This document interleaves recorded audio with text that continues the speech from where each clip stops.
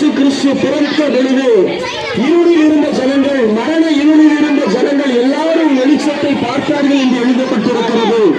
அந்த வார்த்தையை நாங்கள் விசுவாசித்து எங்களுக்காக இயேசு பிறந்தாரே என்று எங்கள் இருதயத்தில் அந்த ஆண்டவராகிய இயேசுவுக்கு நாங்கள் இடம் கொடுத்தோம். எங்கள் பொன்மையும் பொருளையும் அவர் கேட்கவில்லை, எங்கள் சொத்தை அவர் கேட்கவில்லை.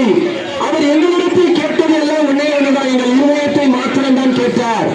அந்த இருதயத்தில் ஆண்டவராகிய இயேசுவை நாங்கள் சொந்த ரட்சகராக ஏற்றுக்கொண்டபடியினாலே மரண இருளிலே இருந்த எங்கள் குடும்பத்தை ஆண்டவராகிய இயேசு ஒரு வெளிச்சத்தை காண்பித்தார்.